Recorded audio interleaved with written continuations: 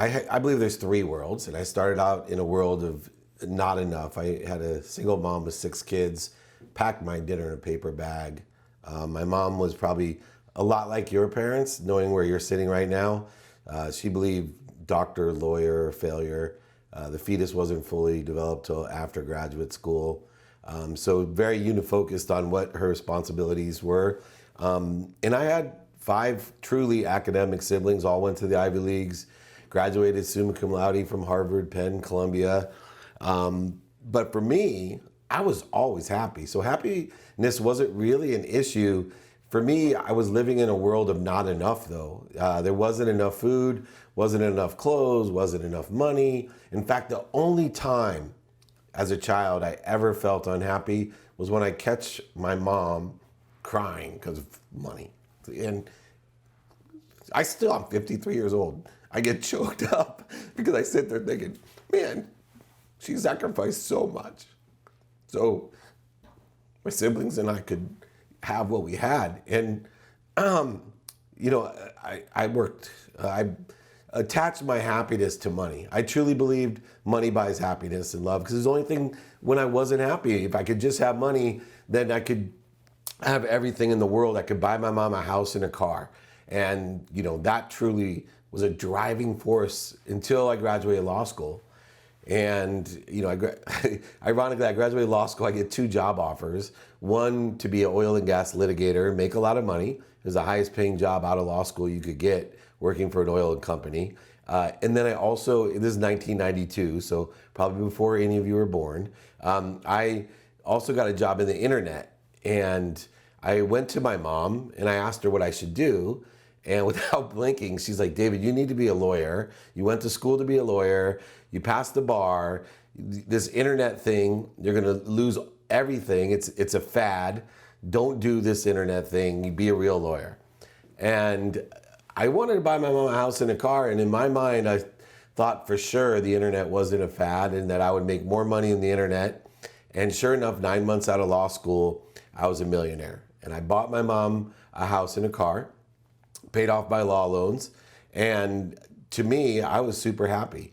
In fact, from the time I was 24 years old and a millionaire until the time I was about 30, everything in my life just reaffirmed that money does buy love and happiness. I moved from a world, though, just so you know, from a world of just enough where everything happened to me. I was a victim. Why me? Why can't I have the car, the house, the dad? My dad had left when I was in the 5th grade, when I was 5 years old. Why me? To this new world where I call it the world of just enough. I would buy things if I wasn't happy. I'd buy more things if I wasn't happy. I'd buy different things if I wasn't happy. I'd buy things to impress people if I wasn't happy. I'd even buy things to impress people I didn't like if I wasn't happy. And this world of just enough was all for me. Now, I was extremely giving as well. So philanthropy was always a big part of my journey, even in the world of not enough and especially in the world of just enough. So I would give under the belief that the more that I gave to people, the more I would receive. And this is a very common belief, especially with philanthropic people. And for me, I didn't realize that there was a different option. And when I was 30 years old, I ran the first smartphone division of Samsung. I was a multimillionaire. I married my dream girl. I met my wife in the 4th grade. I asked my best friend, Rob, to ask her to go steady at 6th grade camp.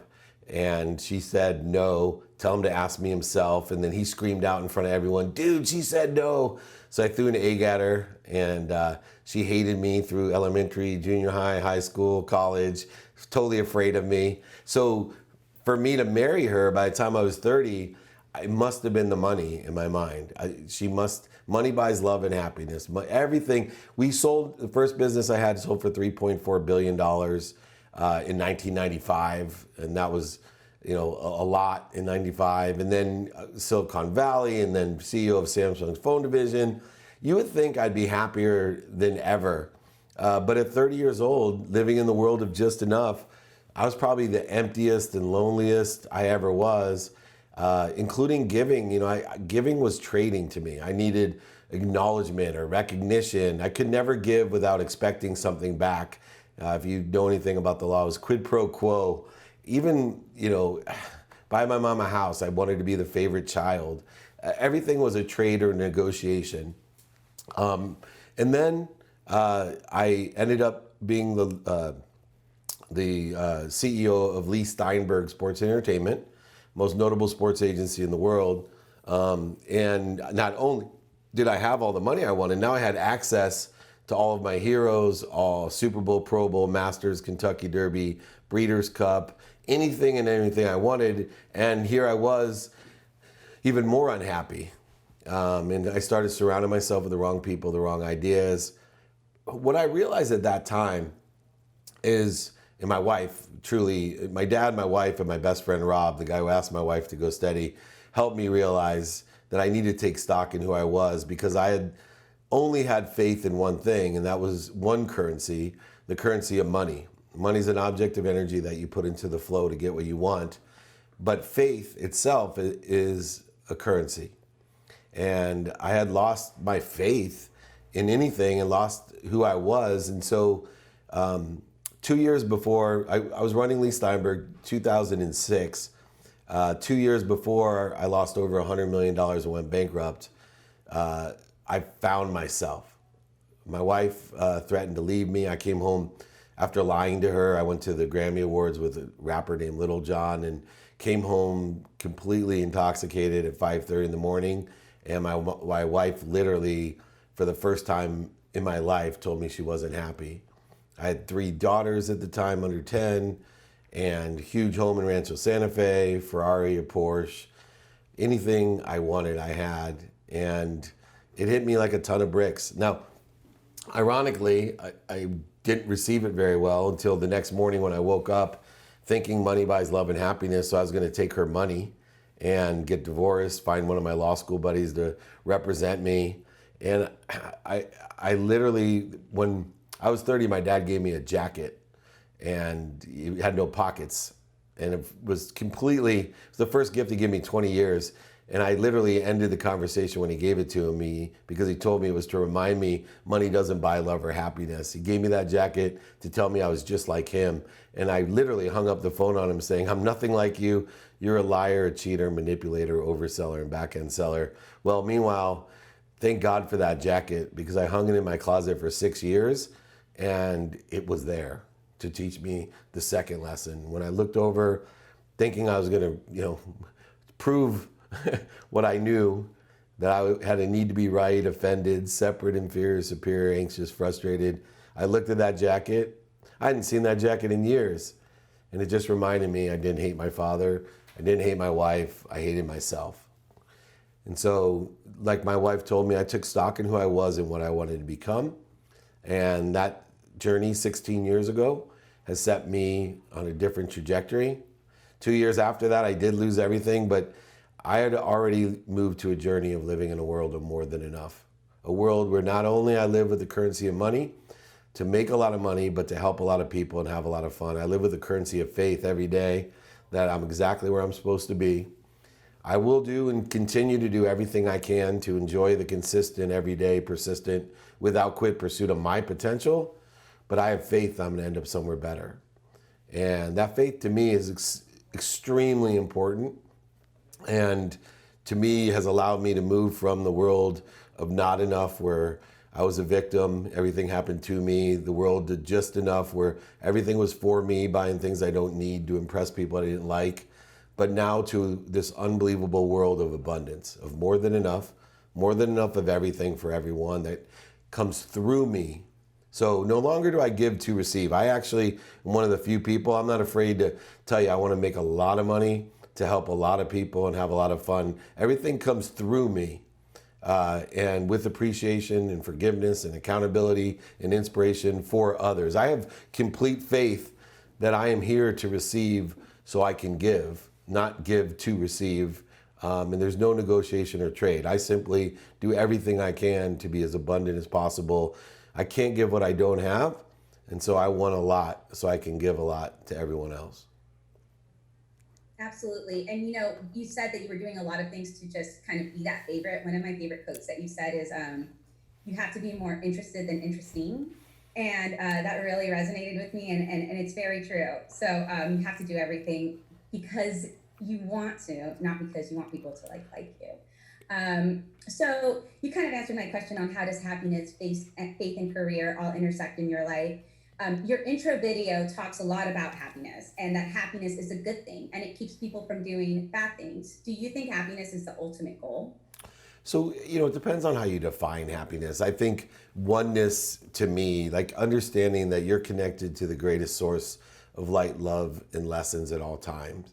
And what happiness is more a litmus test that when we feel joy or happiness, that we don't have interference between us and God or us and whatever you believe in. Whatever it is, I used to see mountains in front of me and say to myself, man, I can make it over that, under it, through it, around it. There's nothing that's going to stop me. And now my perspective is I'm walking with that which made that mountain. And I have to make sure that I use my free will to clear any interference between me and that mountain, or any interference between me and that which created that mountain. And it's an entirely different perspective of abundance when you can realize that separation is truly the focus of what it is. For me, I believe that I'm already healthy, wealthy, and happy. And I just have to see and determine what's interfering with my health, what's interfering with my wealth, what's interfering with my happiness. I'm not going out and getting wealthy, getting healthy, and getting happy. I already am that. I'm trying to raise my awareness of what interferes with what I already am.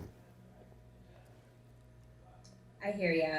And so you constantly say consistent and persistent pursuit of potential. I have been literally saying that all weekend. Um, how did you build and train yourself to live a consistent life of service? And what does service mean to you?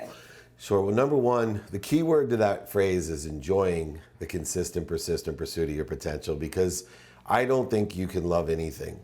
I believe that we learn to love what we do. And I have a saying, I learn to love everything that I do. Activity I get paid for, activity I don't get paid for. I don't believe in work. I don't believe in busy. I believe in activities. I believe busy just means you're unavailable. I don't want to be busy. I want to be active, and I want to be productive, accessible, and gracious at all times with the energy that comes through me. And so for me, it's an entirely different perspective of knowing how the conscious, subconscious, and unconscious continuum works. And so if you think about it, and this is the biggest breakthrough that I had was that consciously we have a memory. It's a cellular memory. And the way we input data into our cellular memory in our conscious level is by literally our senses, what we see, smell, taste, hear, etc., and touch. The problem is it's a very short-term memory. And so you have to be repetitive. You have to be consistent. And in order to be consistent, you have to be persistent. You can't allow what other people think or what's missing or what you don't want to get in the way or interfere with that process. And one of the biggest myths out there is about habits and disciplines and consistency is that if you do something for 21 straight days, it becomes part of your subconscious, a habit. It becomes the neural pathways. That's a minimum. That's a minimum. So why is that so important to understand? Because we also have an unconscious competency. We have a quantum memory. We have DNA that has its own activations within it. We have our own frequencies. They manifest themselves as personality traits, characteristics, obsessions, and addictions. But why is it dangerous to tell someone that you can build a habit in 21 days? Is because it's just not true. What if you have a quantum memory to be an alcoholic? For 4 generations, alcoholism has been passed down, or if you believe in it, 4 lifetimes of different energies have been carried down or programmed into your DNA. Do you think that 21 days will do it? Well, if it would, then we'd have no alcoholics, right? We would just put them into a 21-day treatment, have them stop drinking for 21 days, boom, and neural pathways formed. They wouldn't drink anymore. That's not true. So what we have to understand is that the consistency of what we want is determined upon the activity that we do every single day. And if you don't do it every day, it actually has a zeroing effect. If you do it every day, it has an exponential result, a compounding interest. If you study Einstein, his rule of 72, 1% better will give you 72 segments until you double where you're at. I apply math to the consistent, persistent pursuit of my potential. And so every single day, if we're going to utilize this formula to input the things we want every day, positive things that we want, into our neural pathways that then are accessed, you have 40,000 of the same thoughts in your subconscious. Those are the things that are talking to via frequency to your unconscious competency, to your quantum memory. They're the things that are changing your personality, changing your characteristics, changing your obsessions and addictions. And you need to do it every single day in order to go all the way through that continuum. And there's no determinative amount of days, except for the fact that if you do it every day, you will get the exponential growth and acceleration. Where's the problem lie in the theory? I'll tell you where. Because it's in the favor of negative behavior. So the problem with enjoying the consistent, persistent pursuit of your potential is it bodes in the favor of negative behavior. Okay, what the F does David mean? Okay, here we go. It takes, if you have a lily pond, and I told you that it's going to take 20 years for your lily pond to be full of lilies, and you have one lily, and every year the lilies will double. And I ask you, how many years till it's halfway full? Most people immediately will say 10 years. If it takes 20 years to fill, that's not true.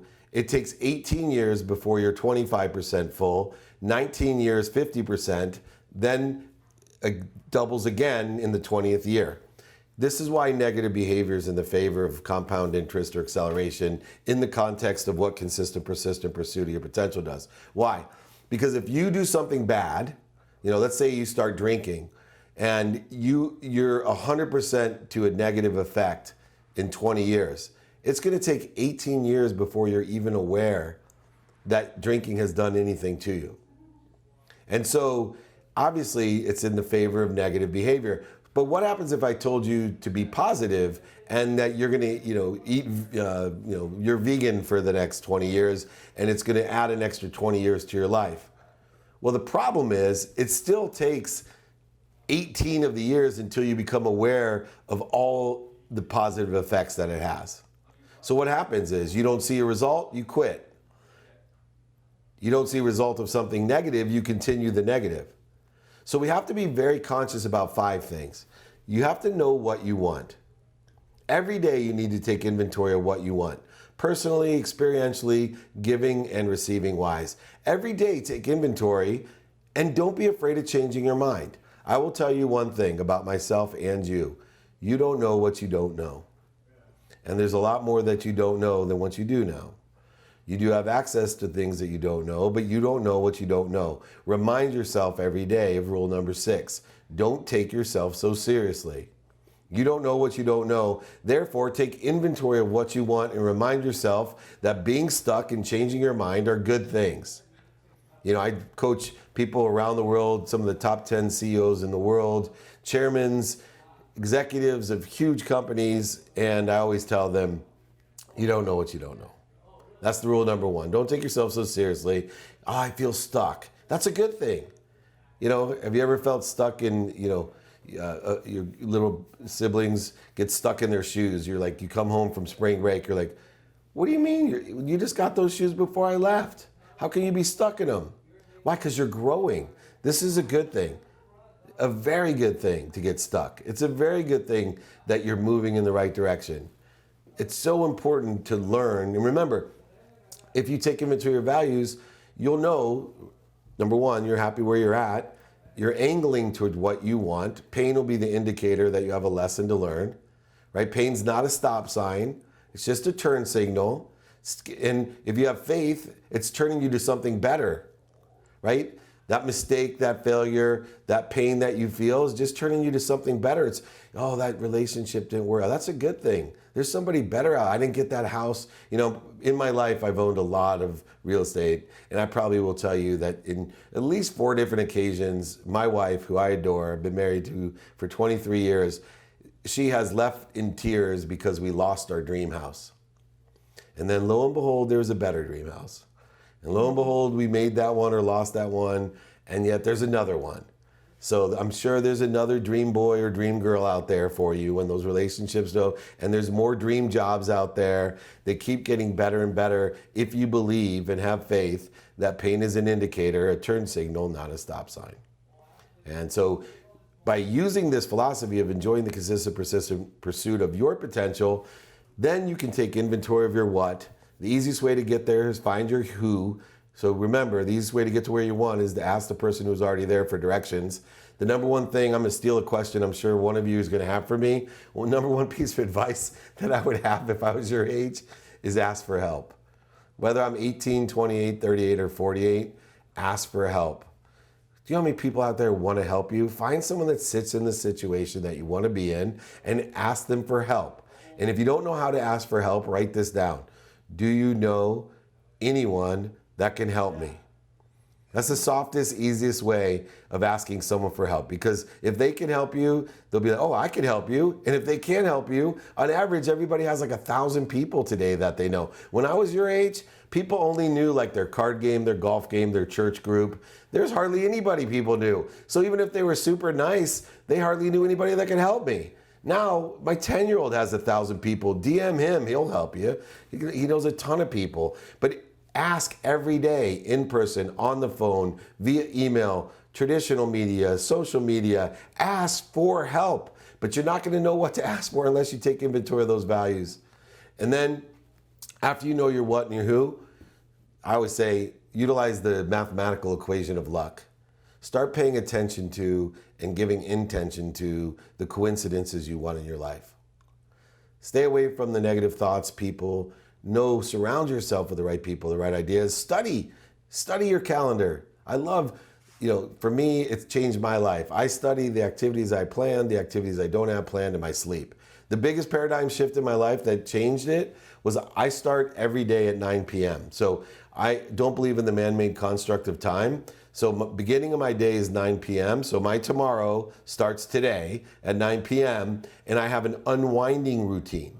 So I have an unwinding routine where I have no caffeine, no negative energy, no negative thoughts, no studying, nothing, because I'm unwinding into a 6 to 8 hour period where I have the least amount of interference between me and God, me and what I believe to be the greatest source of light, love, and lesson. So instead of using that as negative time, I'm positioning my embodiment, my body, to recover faster because I unwind in the appropriate manner with the appropriate foods, ideas, water, temperature, all the different things. And then when I wake up, already 6 to 8 hours into my day, I'm using 20 minutes of meditation, not to get back up, get started, get reconnected, get connected like I used to use meditation. Now I use it to transcend as a baseline that higher frequency that I just experienced for 6 to 8 hours so I can plateau and grow.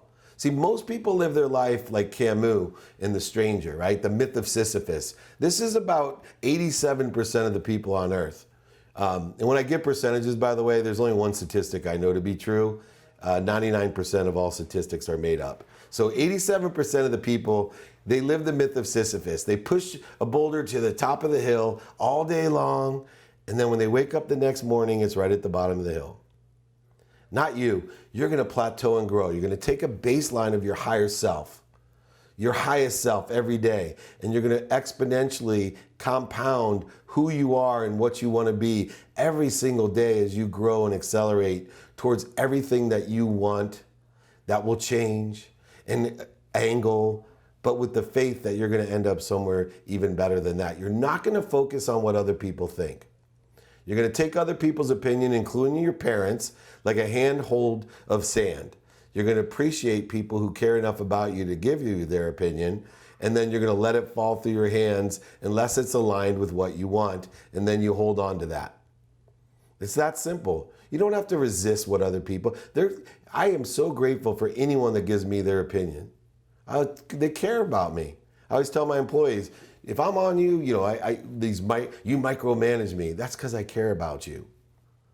Be worried if I don't pay attention to you. That's when I would worry, if I'm not paying attention to you. But hold those opinions, but don't focus in on what other people want. Don't focus in on what's missing.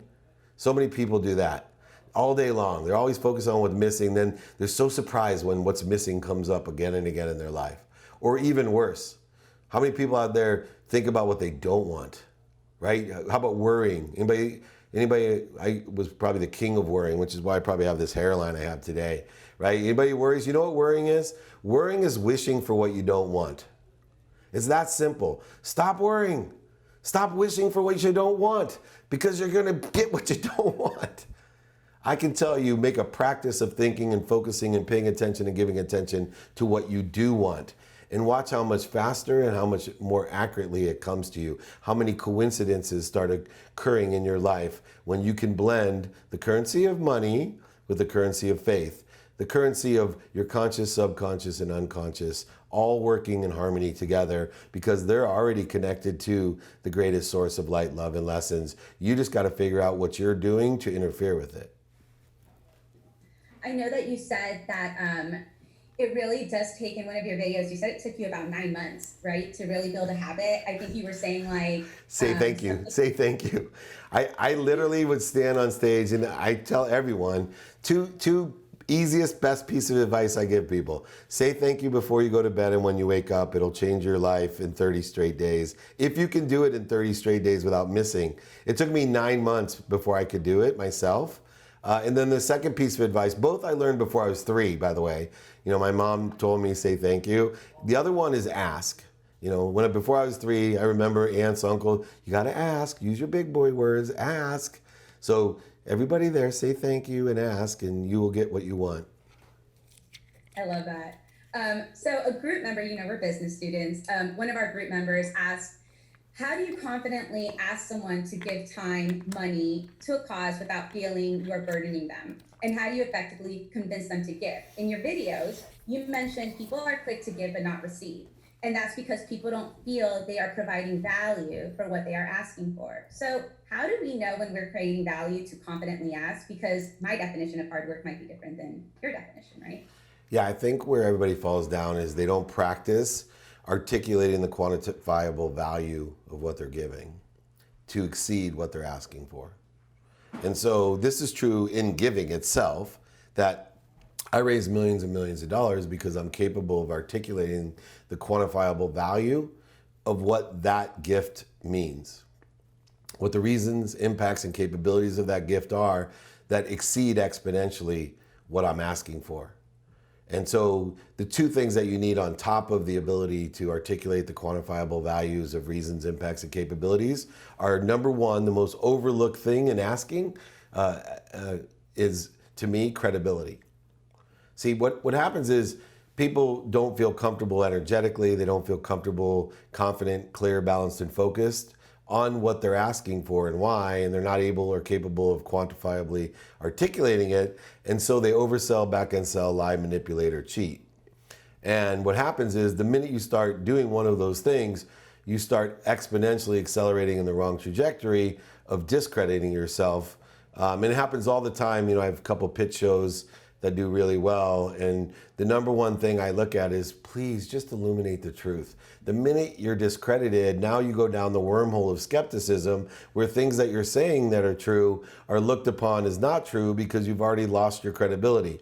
If you are 100% credible, you will convince anyone of anything. So if I was 100% credible, I could tell you, give me $1 million, everyone, and I will send you $2 million by the end of the week. If I was 100% credible, all of you would find it.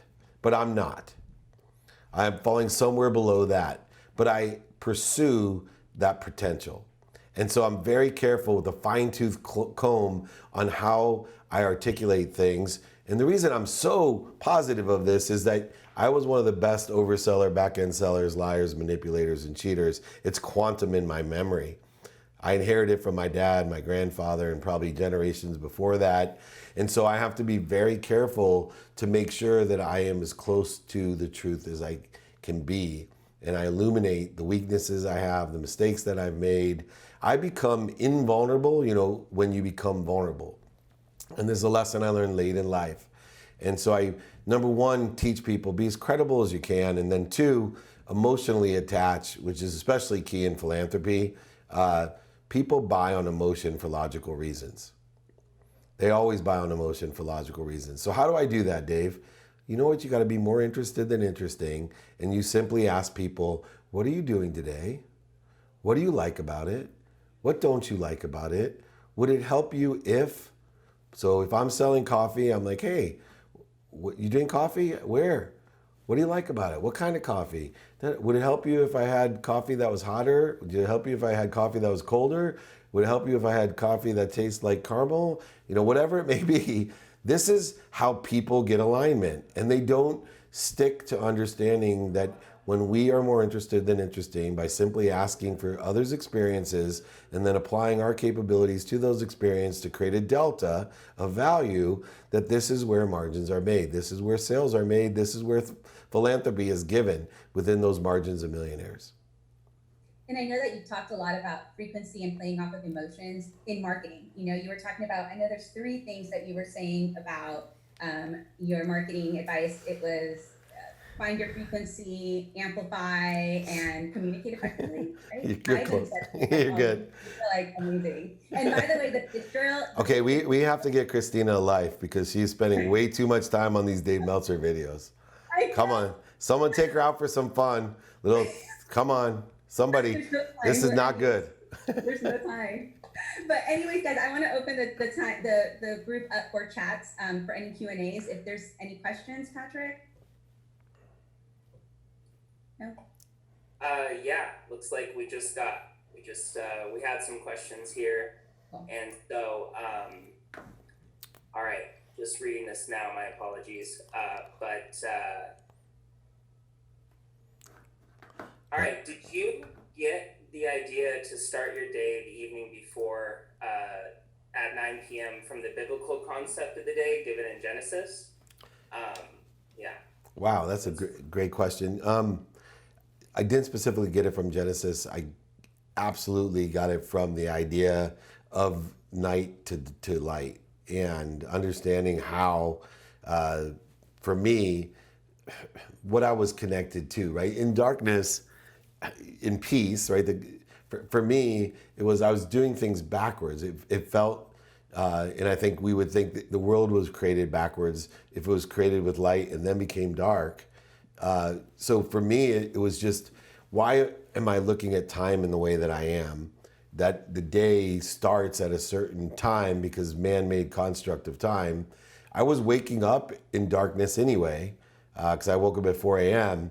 exhausted because I was doing all the wrong things, programming my physical, mental, and spiritual being in the wrong way. I wasn't building it up. And so once I think I kind of looked at warming up, because most of what we do is counterintuitive, right? It doesn't make sense. I'll give you an example. Who here has a problem with if I told you detach your emotions from an outcome, right? Or persistence and patience, the temperance between, I don't understand. How can you be, a ferocious Buddha? How can you be like super aggressive and then allow things to happen? Don't you have goals? What do you mean detach yourself from an outcome? No, detach your emotions from the outcome, put your emotions being in the enjoyment of the pursuit of your potential. I have a friend, Chris Gardner, that did the movie Pursuit of Happiness with Will Smith. And I always tell Chris, I'm like, dude, you got your book wrong. He said, what are you talking about? I said, there is no pursuit of happiness. Happiness is the pursuit. And when you're pursuing, that's when you're happy. Look, if you want something and that's where your emotions are attached, you'll never be happy. Because there'll always be more, because the universe is abundant. It's more than enough. Mathematically, it's impossible. So when you start playing with time and realizing, I'm unwinding, to me is warming up. Where am I at my highest self? If I believe, and maybe you do, if I believe my higher self is attained when there's less interference between me and God, if my higher self is when there's the least amount of interference between me and the greatest source of light, love, and lessons, if that's true, then why wouldn't I warm up to the period of time that I have the least amount of interference between me and God? And if anybody could tell me a time where you have less interference than when you're sleeping, then let me know. But there isn't, because your conscious mind is what creates ego-based consciousness, which creates the interferences, voids, shortages, and obstacles. which is why I create a practice of ending fear to identify what I'm afraid of, right? The primal fears, flight, feed, fight, and the other F word that means procreate. And then the secondary fears, which are, the ones that will ruin your life. I've lost hundreds and hundreds of millions of dollars, friendships, girlfriends, everything over this. The secondary fears, which I practice identifying every day just to spend minutes and moments. Anybody here ever had the need to be right? And spend a whole bunch of time trying to be right? How about this one? This one I've wasted millions on. The need to be offended.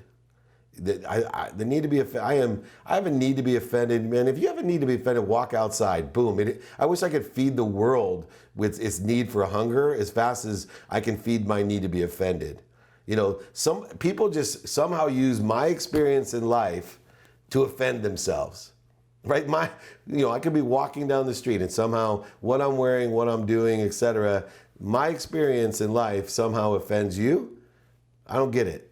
Well, I do get it because it happens to me every day, right? I have a need to be offended, need to be separate, inferior, superior, need to be anxious, frustrated, worried. How much time do you worry? That's a lot of money, resources, relationships. Guilty is another one. Feeling guilty is no good. That creates interference. So none of these are available to you when you're sleeping. And so unwind is a warm-up to that connectivity of your higher self. And then you can transcend that into your day and use it as a baseline. So you say to yourself, gosh, when I woke up, I felt up here. Why do I feel here? Instead of resisting it, going over it, under it, through it, around it, overselling it, back end selling it, whatever, like most people do, in other words, accelerating in the wrong direction, I stop, I breathe, and I remind myself, oh yeah, this is where I started my day. I want to move from here. I don't want to move away from here. And so for me, that plateau and grow, identifying your baseline and shifting the paradigm, I think that's what they meant in Genesis, from dark to light. And the start is we start at nothing, we start nowhere, then we're now here, and we go back to nowhere. We do the same thing every day. We start at nowhere. When I unwind, I start at nowhere. Then I'm now here when I wake up, and then I go back to nowhere. It's that simple. Wasting time on the ego that could be used for service. Exactly. Patrick, do we have time for one more question? We have time for one more question, and then I need to pass it back to you, Christina, because I know that our time is limited with David Meltzer today. Thank you just so much already for everything that you've shared with us. This has been amazing. But our last audience question here is, as far as adversity is concerned, how important is overcoming adversity and using it as a future backdrop to tackle other life challenges? Yeah, so adversity is interesting because I just see lessons. So I want everyone to remember this. There is no setbacks, there's just setups. Life is about lessons. Life is about lessons. The lessons will keep on coming until you learn them. They will result in pain to indicate to you you have a lesson to learn. So these adversities are just indicators that you have a lesson to learn. Here's the coolest thing about lessons. Number one, you will forget every lesson you ever learned. So I teach gratitude, forgiveness, accountability, and inspiration or effective communication. There's not one day that goes by that I haven't forgotten at one time or another the lesson of gratitude, the lesson of forgiveness, the lesson of accountability, and the lesson of inspiration. That things come through. Not one day of my life. I'm 53 years old. I teach this every day. I have millions and millions of videos. Ask Christina. I have my own search engine if you want to find the particular one, search.dmeltzer.com. Out of all of that, there's not one day that I don't forget every lesson I've ever learned. But I have faith. I have faith in one thing, that I have the power to access that which I'm already connected to. In other words, I have the power to access every lesson at any time, even ones that I may not have learned. Therefore, failures, challenges, mistakes are just lessons. The pain that is resulting from them are indicating to you that you have another lesson to learn. And if you can enjoy the consistent, persistent pursuit of that potential of learning as much as you can to expand and to grow, to be more interested than interesting, to reach your higher self every day so that, why? So you can give to others. You can't give what you don't have. If you can rejoice in receiving, knowing with full unconditional love that all that you receive is coming through you for others, why wouldn't you want to receive? Why wouldn't you want to ask other people to give through you to others? How could you have any resistance, any fear, any obstacles, any shortages, any voids in what you want if what you want has the right attention and intention for the coincidences of being good and abundant and happy and providing that? Remember, as I finish up, happiness is incredible. Whether you call it joy, happiness, whatever it is, bliss, happiness is the greatest virus of all time. It is spread simply by witnessing it. You can wear a hazmat suit. I can still share my happiness with you. It'll be completely contagious. And it's shared, it's free, and it strengthens you. Every bit of happiness will strengthen you mentally, physically, spiritually, emotionally, and financially.